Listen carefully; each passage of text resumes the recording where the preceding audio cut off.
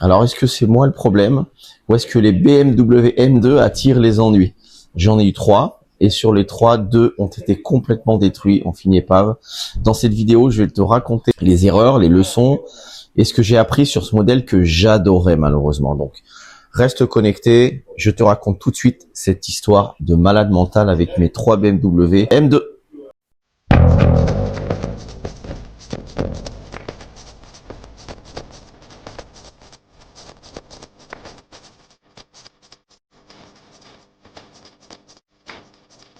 Salut les amis, bonjour à toutes et à tous. Je fais une petite vidéo aujourd'hui sur encore une anecdote que j'ai eue l'année dernière avec mes 3 BMW M2 que nous avons utilisés. Nous avons pris auprès de notre fournisseur pour faire de la location. Là, on parle pas de l'achat-revente de voitures, on est plutôt sur la location. Hein. Donc effectivement, on a décidé de prendre les toutes dernières BMW M2 qui font 460 chevaux, les 6 cylindres en ligne. En fait, c'est le moteur ni plus ni moins de la M3 et de la M4 dégonflé, au lieu de faire 510. Sur les deux autres véhicules, sur la M2, elle est un peu dégonflée, mais ça envoie du lourd. Alors, c'est des voitures qui sont magnifiques, sincèrement, ils ont vraiment bossé même sur l'intérieur des véhicules. J'adore Audi, je suis un pro Audi, mais là, Audi, messieurs, regardez ce que font BMW, leurs intérieurs, et sont fantastiques. Alors après, on aime, on n'aime pas. On a chacun nos goûts, hein. Ça a rien de mettre des coms. Non, mais moi, je préfère Mercedes. Non, mais moi, je préfère Ferrari. Voilà, tout le monde préfère autre chose aussi, sans doute. Mais moi, en tout cas, j'aime. J'ai pas mal de mes clients qui m'ont loué ces voitures. Ils ont aimé aussi. Peut-être qu'ils m'ont menti, hein. Bon, en tout cas, moi, j'aime. Vraiment, l'intérieur est magnifique avec ce grand écran digital. Ça fait moderne. Le son Harman Kardon, ça marche du tonnerre. Alors après, ce qui manque un petit peu, mais ça, c'est sur toutes les voitures, c'est l'échappement. Elles sont très insonorisées en plus déjà les véhicules au niveau de l'habitacle. Donc même si on met en mode M, il y a M1, M2 sur le volant, ça ouvre un peu les clapets, enfin ça ouvre les clapets. Mais c'est pas un bruit de dingue. Le bruit sympa, mais c'est pas le bruit d'antan où les voitures étaient un échappement un peu plus libre et respiraient un petit peu plus. Enfin voilà, merci aux nouvelles normes européennes. Tant que c'est pas encore de l'électrique, moi ça me va. Bon, électrique, je crache pas non plus dessus s'il y a des véhicules électriques qui ont des performances au-delà de cette M2. Enfin bref, revenons sur le sujet, nous avons pris 3 M2, une rouge qui est ma couleur préférée, une bleue et une noire. Voilà, donc les 3 étaient partis en location. On les luire régulièrement malgré que ce soit des propulsions. Voilà, donc sur les 3, la bleue a tenu jusqu'au bout. Voilà, ça initie la prochaine étape sur les 2 autres qui ont fini très mal fini. La bleue a très bien fini. Il y a eu quelques accrochages, des rayures à droite et à gauche, des jantes, des choses comme ça. Enfin, rien de bien méchant.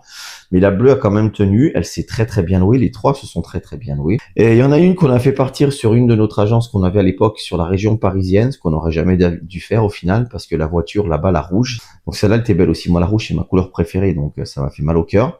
Or, les 3 étaient identiques avec les mêmes options. Il n'y en a pas une qui avait plus d'options ou moins d'options. Les 3 étaient identiques, c'est juste la couleur qui changeait. Donc elle est partie sur Paname avec des petits jeunes très bien. Les petits jeunes très bien qui ont ouvert leur agence de loc là-bas. Mais bon, je pense qu'ils étaient aussi pris un peu à la gorge. C'est ça qui est important quand on ouvre une boîte, il faut avoir de la trésor. Si vous n'avez pas de trésor, vous êtes obligé de louer des voitures à n'importe qui au final. La première personne qui vient avec de l'oseille, prenez parce que vous en avez besoin pour payer le loyer de votre voiture, les assurances, etc. Donc vous pouvez pas dire non. Quand on a de la trésor, on peut choisir ses clients et lui dire non, lui je le sens pas, s'il prend la voiture, il va me la détruire. C'est ça la force de la trésor, d'avoir de la trésor. Et ça, il faut bien l'apprendre. Hein. Quand vous ouvrez votre boîte, il faut bien gérer votre trésor, il faut en avoir. Donc eux, ils en avaient pas beaucoup, je pense. Et voilà, ce qui arrivait devait arriver. Ils ont loué la voiture à une personne. Sur Paris, les routes sont souvent glissantes, c'est humide, hein, souvent sur Paris. Et là, ça s'est passé dans un tunnel sur le périph'. Je ne sais où, mais c'était sur le périph'. La personne après a perdu le contrôle dans une sorte de petit virage dans ce tunnel. La chaussée était un peu glissante, l'arrière est parti et il allait encastrer la BM rouge dans un mur. La voiture morte, les occupants sont sortis indemnes. Donc ça déjà, c'est le premier point le plus important. Le reste, ça reste de la carrosserie. Même pour nous, les entrepreneurs, où c'est nos véhicules, c'est notre produit qui nous permet de gagner notre vie, hein, de nous emmener à manger, de payer notre loyer. Ça nous emmerde, mais avant tout, la vie du client est plus important. Et là, en l'occurrence, ils n'ont rien eu. Donc c'est bien.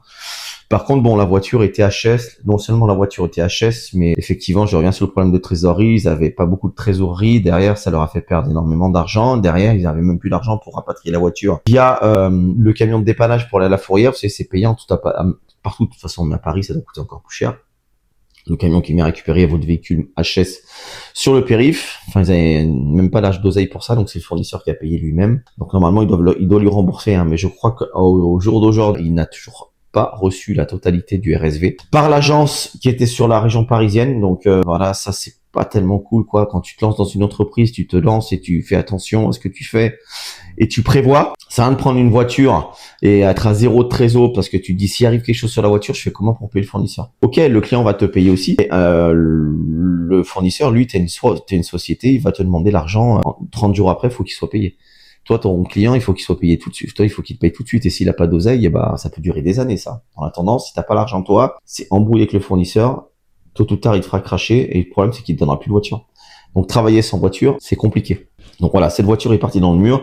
Je pense que c'est dû au système de propulsion aussi. Les mecs font des malins, ça savent pas les conduire. Ils mettent le pied au plancher, se retrouvent dans le mur. Souvent, c'est des gens qui se mettent à plusieurs pour le louer parce que ça coûte relativement cher aussi, juste la caution. Ils ont conduit que des Clio ou des petits scooters ou des trottinettes qui vont à 70 km/h, certes, mais quand tu montes dans une M2 à 460 chevaux biturbo, c'est pas la même. Hein, et surtout quand ça glisse et on prend un virage et on laisse les roues tourner avant, on finit dans le mur. Voilà, enfin celle-là, on n'en parle plus. HS malheureusement, bon, les gens n'ont rien eu, c'est top. La deuxième, la noire. Bon, moi, je l'aimais moins la noire, donc ça restait une M2. Celle-là, c'est encore pire. C'est après un ami. On a prêté cette voiture à un ami parce qu'il était dans la merde. Quelques jours. On n'est pas de client de prévu, on n'avait rien, donc on lui a prêté la voiture. Il fait attention, puis après celle-là, elle rentre en loc. Là, pendant 3 jours, j'ai personne dessus, je te la prête, j'ai d'autres véhicules si jamais j'ai des demandes, donc c'est bon, tu fais gaffe. Et le mec était vers Saint-Tropez. Et à un moment donné, il y a un virage une sorte d'épingle, là. Je ne sais où, mais ils m'ont expliqué une sorte d'épingle. Il y a un petit mur là. Et c'était en fin de soirée. Il devait être, je sais pas, il m'avait vers minuit, 1h du matin au final. Et c'était encore l'hiver, hein. Donc l'hiver, c'est aussi un peu humide ici. Il suffit qu'il y a plu un petit peu. Voilà, la route est glissante comme partout. Et là, il arrive dans cette épingle-là. Il voulait doubler une petite Fiat 500 qui avançait pas, soi-disant. Et en voulant la doubler, il l'a percuté par l'arrière sans faire exprès, en driftant, enfin, le cul de la M2 est parti en accélérant, a touché le cul de la Fiat 500, qui elle est partie aussi au grand contrebas, et la BM, elle a tapé le mur et est partie après en contrebas, donc elle a fait quelques tonneaux. Ils n'ont rien eu, que des petites blessures superficielles, donc ça déjà, le point important, ils n'ont rien eu. Les voitures étaient mortes. Voilà, la M2 encore pire que celle de la route, parce qu'il y a le toit, la fin, ça là, c'était une épave de chez épave. L'autre, c'était épave, les airbags sont sortis, l'avant, tout est défoncé, mais le moteur a pas bougé, bien resté. Ça, le moteur est même rentré un peu dans l'habitacle. Enfin, il est carrément venu s'asseoir sur le siège, hein. Il a reculé légèrement dans l'habitacle, donc le moteur, soi-disant, était quand même bon, c'est juste les points de fixation qui étaient un peu... Bon, je pense qu'ils ont récupéré les voitures, mais nous, elle est partie en épave par l'assurance, donc on récupère rien. Et celle-là, voilà, elle est partie en tonneau, et la deuxième était également morte. Très attention sur les propulsions. Et tout ça pour vous dire quoi? Là, c'était un prêt, donc maintenant, je ne prête plus de voiture. Le mec, il veut une voiture, même la famille, contrat de location. Après, s'il y a un problème, c'est moi. Donc voilà.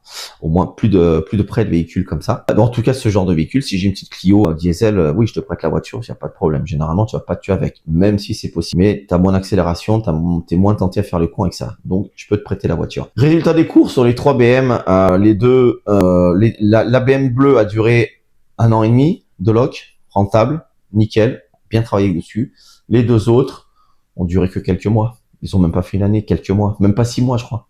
La rouge, elle a dû faire 4 mois. La noire encore pire, je crois que c'était septembre, il a eu. Décembre, elle était morte. Donc septembre, octobre, novembre, décembre, janvier, elle était morte. 4 mois. 4 mois, elle est morte. 9, hein, 0 km. Hein. Alors nous, on les a pris au fournisseur, donc on payait des loyers, mais le fournisseur, lui, derrière, a dû faire un leasing en Allemagne. C'est une voiture allemande, une bascule allemande. Il les a pris par sa société là-bas, donc lui, il a perdu de l'argent. Hein. Même s'il va avoir un petit remboursement, il a perdu de l'argent quand même, quoi qu'il arrive. Voilà. Donc c'était pour vous montrer que BMW, j'adore cette marque-là. J'en ai quelques-unes à louer, mais c'est les X-Drive, mais c'est des faux X-Drive, on va dire, parce que c'est pas vraiment 4 motrices. Surtout que certaines peuvent complètement se déconnecter, passer sur la propulsion pure, on peut pas le bloquer. Donc faites gaffe si vous vous lancez dans la location, les gars. BMW, proposez-les qu'à des clients à qui vous avez confiance et à qui vous avez déjà loué, parce que l'accident est beaucoup plus facile à arriver avec une BMW. Quoique moi, le RS6, il s'est planté à 200, enfin, ça l'a pas empêché de se planter non plus, mais voilà, on essaie de diminuer les risques avec certaines voitures. Ceux qui veulent se lancer dans la location, justement, je peux les accompagner. J'ai mis en place un e-book qui vaut seulement 47 € où je mets tout étape par étape sur comment créer notre société, tout ce qui est administratif, le logiciel de location avec lequel on travaille, l'application pour tablette et téléphone avec laquelle on travaille, on fait les départs, les retours, les contrats, on fait signer sur le téléphone maintenant. Enfin voilà, tout est digitalisé. On vous explique tout ce qu'il faut prendre, les abonnements, les contrats, plus les conditions générales de vente à fournir à vos clients quand vous louez le véhicule, et toutes les solutions à tous les problèmes que nous on a rencontrés, que vous allez avoir sur le terrain. On l'a mis dans ce fameux e-book aussi. On l'a mis seulement à 47 €. C'est vraiment donné. Pourquoi? Parce que moi, quand j'ai démarré dans le domaine du business de la loc, j'y connaissais rien. Et peut-être que vous le connaissez, Chris DNY m'a vendu une formation à cette époque à 10 000 €. Je crois que c'est plus ça maintenant, mais tant mieux. Pour m'envoyer des vidéos et un peu débrouille-toi. Et il m'a amené un fournisseur, c'est vrai, polonais. Il est pas mal. Hein. Polonais, on dit polonais, mais ça va, il était bien. Mais 10 000 € pour ça, ça fait vraiment cher. Il m'a remboursé une partie de 3 000 balles, 3 500 balles, mais ça fait encore cher puisque tout ce que j'ai appris, je les ai appris moi-même sur le terrain. Toutes les problèmes qui arrivent dans une société, rien n'est relaté dans les vidéos qu'ils donnent. Donc nous, on les donne dans l'e-book. Voilà ce qui risque de vous arriver, voilà ce qui risque vous d'arriver, et voilà les solutions. Faites attention. Si vous faites ça, vous allez avoir ça comme problème. Et voilà la solution et adopter. Mais si vous arrivez déjà là, c'est que vous avez déjà perdu de l'argent. Donc voilà, on a un e-book vraiment complet. Et on a un e-book complet aussi pour l'achat-revente de véhicules d'occasion. Parce que j'ai une autre société où je vends des voitures d'occasion toute l'année. Des petites fourchettes de prix allant de 2 000 à 10 000 € par mois. C'est ce qui vendent le plus et le plus vite. Et ça, c'est pareil. J'ai fait un e-book. J'explique tout de A à Z. Les différents contacts aussi sont dedans. Après, pour des contacts plus pointus, assurance, fournisseur, vous me contactez en direct. Une fois que vous avez votre e-book, je vous les donnerai. Je peux pas balancer ces numéros-là comme ça, c'est dans le e-book gratuitement. Même si vous achetez le e-book, c'est par recommandation. Ces gens-là, les gens que je vais vous envoyer, les contacts que je vais vous envoyer, moi, il faut d'abord que je les appelle pour leur dire, voilà, je vais t'envoyer Pierre qui est très bien, qui a pris mon e-book, qui démarre. C'est un jeune homme qui est au top, tu peux avoir confiance en lui, tu peux lui fournir une voiture ou tu peux travailler avec lui sur les assurances flotte. Ça, c'est important. Voilà. Donc, dans mon e-book, si vous voulez savoir où il est, vous cliquez dans le lien dans ma bio, vous cliquez dessus et vous suivez les étapes. Sinon, abonne-toi à ma chaîne puisque je mets régulièrement des vidéos où je donne des astuces. Là, c'était plutôt des anecdotes sur des différentes voitures, des différents cas que j'ai eu, que vous allez avoir dans la location. C'est sûr, ça fait partie du deal. J'en raconterai encore beaucoup d'autres parce que j'en ai plein comme ça, des anecdotes, des gens qui n'ont pas payé, qui ont fait croire qu'ils m'ont fait des virements, qui sont quand même partis avec le véhicule. Où je suis dû aller récupérer les véhicules chez eux et la galère pour trouver le véhicule parce qu'ils avaient trouvé l'AirTag, vous savez, le fameux système de géolocalisation, mais il avait viré. Enfin, il y a plein d'anecdotes là-dessus. Le domaine de la log, c'est le domaine de requins. Donc, il faut savoir y naviguer. Il faut savoir nager entre les requins pour pouvoir gagner de l'argent et s'en sortir. Mais c'est faisable. Donc, les gars, je vous souhaite de passer tous une bonne fin de journée. Cette vidéo